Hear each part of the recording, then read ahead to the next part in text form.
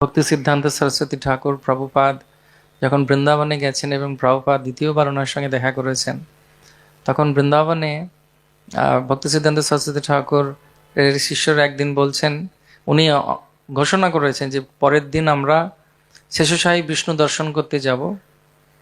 যারা যারা যেতে চায় যেতে পারে, আর তা নাহলে যারা থাকতে চায় গুরু মহারাজ নিজের প্যান্ডালে হরিকথা বলবেন, আর বাদ বাকিরা ঘুরতে যেতে পারে। তো আপনাদের কোনো অসুবিধে নেই, যে যেটাতে ইচ্ছে যেতে পারে। তো মাত্র 5 থেকে 6 জন ছিল হরিকথা শোনার জন্যে, বাদ বাকি সবাই শেষশাহী বিষ্ণু দর্শন করতে চলে গেছে। পরবর্তীকালে যখন 1933 খ্রিস্টাব্দে এলাহাবাদে প্রভুপাদের সঙ্গে দেখা হয়, তখন প্রভুপাদের একজন গুরু ভাই অর্থাৎ অভয়বাবুর গুরু ভাই, তিনি ভক্তি সিদ্ধান্ত সরস্বতী ঠাকুরের কাছে ওনার পরিচয় করাচ্ছেন। ইনি হচ্ছেন অভয়বাবু, কলকাতা থেকে এসেছেন, অভয়চরণ দে। তখন ভক্তি সিদ্ধান্ত সরস্বতী ঠাকুর বলেছিলেন যে আমি ওনাকে চিনি, উনি খুব শুনতে ভালোবাসেন ভগবানের কথা। উগ্রশ্রবা, উগ্রশ্রবা মানে হচ্ছে যারা খুব ভালো শুনতে চায়। তো সেজন্যে জড় জগৎ বলে নয়, আধ্যাত্মিক জগতে যখন কেউ কাউকে ভালোবাসে তার ব্যাপারে শুনতে চায়। যখন কেউ প্রেমে পড়ে, প্রেমিকের সম্পর্কে শুনতে চায়। সম্বন্ধ হয় না স্ত্রী পুরুষের, ছেলে মেয়ের, পাত্র পাত্রে, তো শোনার মাধ্যমে হয়। এবং এই শুনে শুনে গুণ সম্পর্কে জেনে একজন আরেকজনের প্রতি আসক্ত বা আকৃষ্ট হয়। ঠিক সেরকমভাবেই ভগবানের ভক্তরা বলছেন যে আমার মন যেন সবসময় তোমার দিকে ধাবিত হয় ভগবান। আমি যেন সবসময় তোমার কথা শোনার জন্য আগ্রহী হয়ে থাকি। যেভাবে হিমালয় থেকে গঙ্গা স্রোতস্বিনী হয়ে গঙ্গা সাগরের দিকে ধাবিত হচ্ছে সমুদ্রের সঙ্গে মিলনের জন্যে, ঠিক সেইভাবে আমারও মন যেন সর্বতোভাবে তোমার প্রতি ধাবিত হয়। এবং ঠিক সেইভাবেই একজন ভক্ত সবসময় চায় যে আমি কিভাবে আরও একটুখানি ভগবানের কথা শুনতে পারব।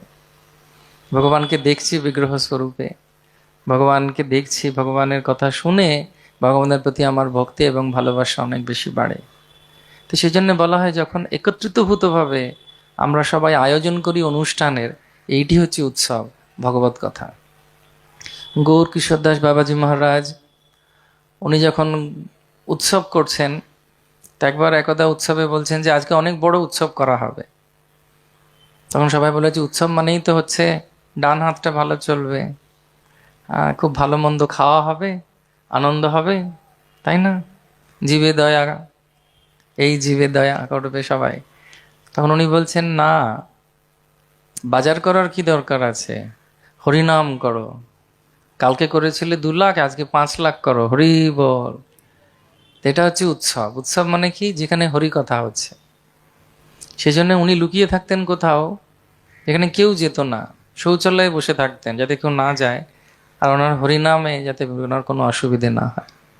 তো ওনার স্তরে তো পৌঁছানো অনেক কষ্টকর বা অনেক সাধনার প্রয়োজন আছে। ওনাদের সম্পর্কে শ্রবণ করে উৎসাহ নিয়ে আমাদেরকে এগোনো উচিত। কিন্তু পারতপক্ষে যেটা দরকার সেটা হচ্ছে ভগবানের কথার প্রতি আমাদের রুচি রাখা উচিত। নষ্টপ্রায়শ ভদ্রেষু নিত্যম ভাগবত সেবয়া ভগবতী উত্তম শ্লোকে ভক্তির ভবতী নৈষ্ঠকে। ভক্তিপথের যে সমস্ত বাধা বা আমাদের জীবনের বাধা সম্পূর্ণরূপে দূরীভূত হয় শুধুমাত্র হরিকথার মাধ্যমে। সেই জন্য এই হরিকথা হচ্ছে অত্যন্ত বীর্যবতী। কারোর হয়তো মনে কিছু দুঃখ আছে, চিন্তা আছে, কষ্ট আছে, হয়তো কোনো কোনো ব্যাপারে সন্দিগ্ধ রয়েছে মন, কিন্তু বলা হয় হরি নাম এবং হরি কীর্তনের মাধ্যমে সে সম্পূর্ণরূপে একজন ব্যক্তি আনন্দমগ্ন হয়ে সম্পূর্ণ দুঃখ থেকে বেরিয়ে আসতে পারে, শুধুমাত্র যদি কেউ ভগবানের নাম এবং ভগবানের কথা শ্রবণ করে।